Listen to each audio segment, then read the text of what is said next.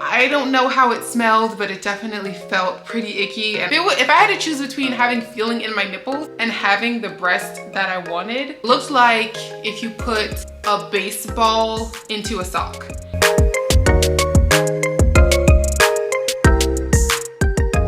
What's up, everybody, and welcome back to my channel. If you're new here, my name is Jenna. I'm a gym girly, certified personal trainer. So if you like anything fitness, hauls, vlogs, anything in between, definitely give me a follow because I would love to have you. And if you're here from one of my other platforms, my TikTok, my Instagram, thank you so much for coming over here. I'm so excited you're here. So today I'm going to be talking about a topic that I feel like I get so many questions about whenever I bring it up, and it is my boobs. I'll be talking about my breast lift today. I overall had a positive experience, but there were so many things, a few things that I didn't expect until I had the surgery. So if you are thinking about getting a breast lift, if you have one scheduled and your surgery is coming up, definitely watch this video because I'm going to get into the nitty-gritty of everything you should expect when you get a breast lift. So let's get into the video. Number one, why did I get a breast lift? So ever since I was younger, my weight has gone up and down, but when I was heavier, I found that I didn't really have too much of an issue with my breast. It wasn't until I lost weight, I lost about 30 pounds, and the volume in my breast just deflated. It looks like if you put a baseball into a sock. My nipples, and if your nipples do this, I love you. There's nothing wrong with it. Just personally for me, I didn't like it. My nipples pointed downward. I had a really big areola, which again, if you like that, do you, baby, but I personally didn't like it. So my nipples pointed downward. I had a really big areola, and all of the volume in my breast was just towards the bottom. So they hung low. You would actually have to literally lift my breast up to see my full nipple because it hung down so low. My nipple, or my areola, I should say, folded over. So that was my issue with my breast. I didn't necessarily want them to be smaller. I just wanted them to be lifted up. But one thing my surgeon did tell me is when you're getting a lift, you're sacrificing some of the volume, so you are sacrificing some of the size, so you will be a little bit smaller even if that's not your intention. So just expect that when you're getting a breast lift. But that is why I decided to get a lift. Not necessarily that I was unhappy with the size, I was just unhappy with the look of my breast. I went to Prima Center for Plastic Surgery in Duluth, Georgia. I saw Dr. Song. Dr. Song was amazing. He made me feel so comfortable. All of the staff there was very nice and sweet. Everyone was so chill. They made me feel so relaxed. I'd never had a surgery or anything like that before, so they made me feel so comfortable. So in Duluth, Georgia, so if you're in the Atlanta area, it's like north of Atlanta, about 30 minutes outside the city. Highly recommend them. Even if it's not for a breast lift, I've seen photos of his other work, other types of surgeries, and he does beautiful work. So highly recommend Dr. Song. How much did it cost? So in total, my breast lift cost $6,200. That is for everything, for them to put you to sleep, all of the surgery, that is for the entire thing. The cost was actually lower than I expected. This is something that I'd been wanting to do for a while, and I was just expecting it to be a lot more, maybe like $10,000 or $11,000. There's definitely surgeries that will cost a lot more, but from what I was thinking it was gonna cost, it was a lot lower than I expected. I did not use any insurance. I saved and paid all out of pocket. I believe to use insurance, it's a whole different process. If you try to file an insurance claim to get a breast lift or a breast reduction, I'm sure they're gonna wanna see a paper trail. They're gonna wanna see that you went to a chiropractor, you tried every other available method before getting surgeries, because surgery is very invasive. It's normally used as like a last resort.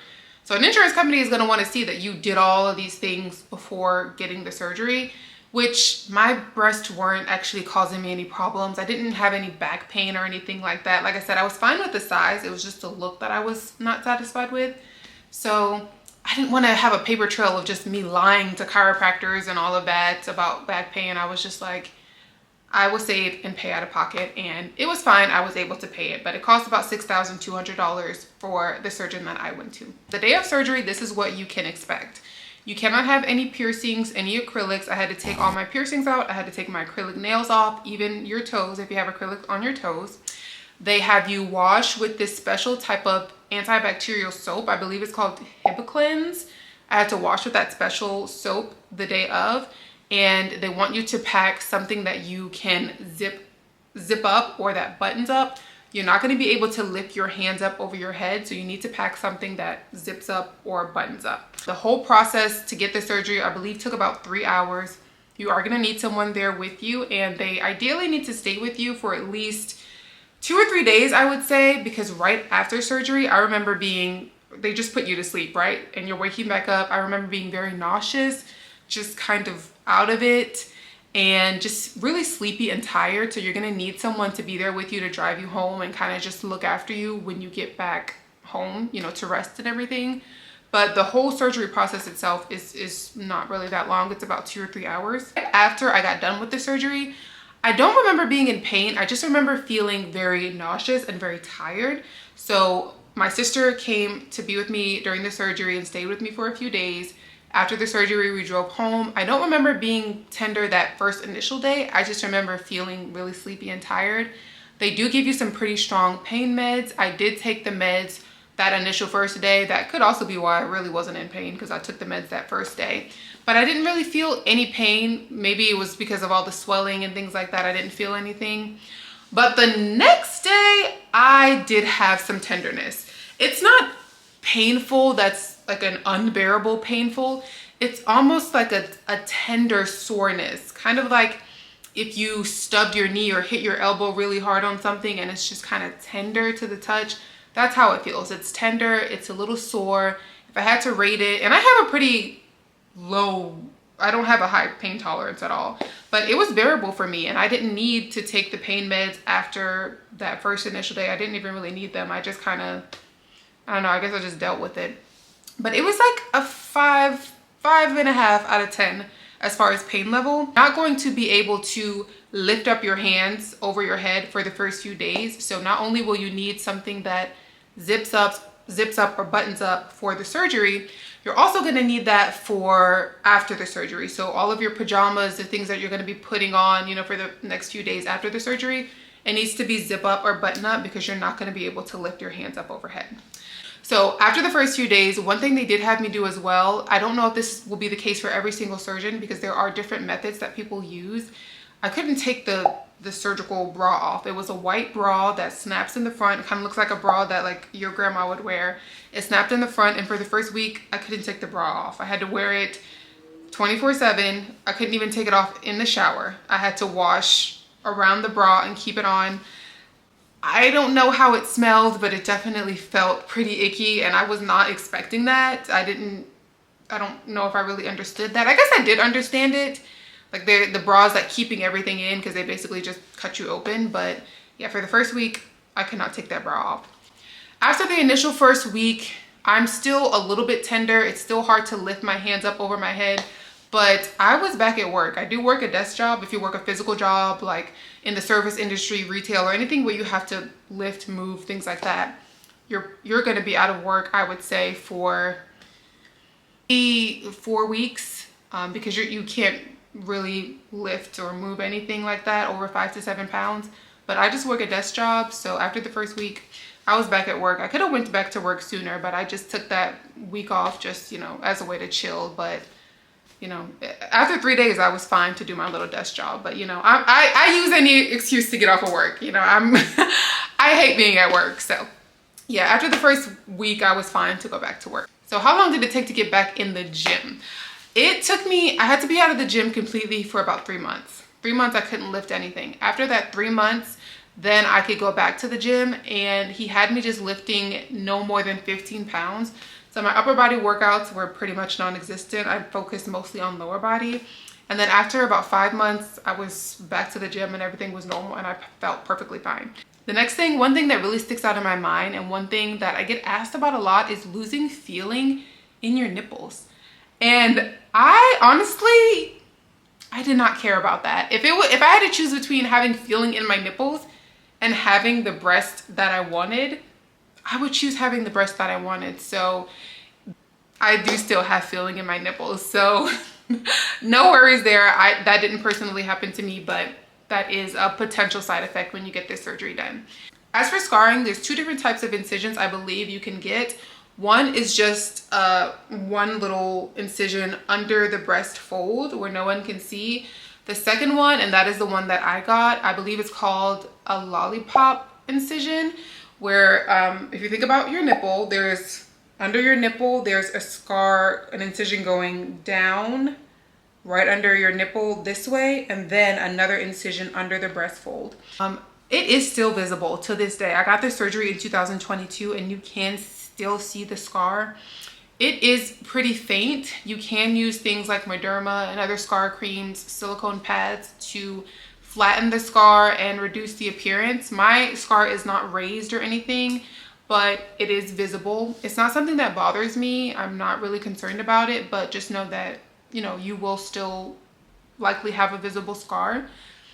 A lot of Black women have issues with keloids.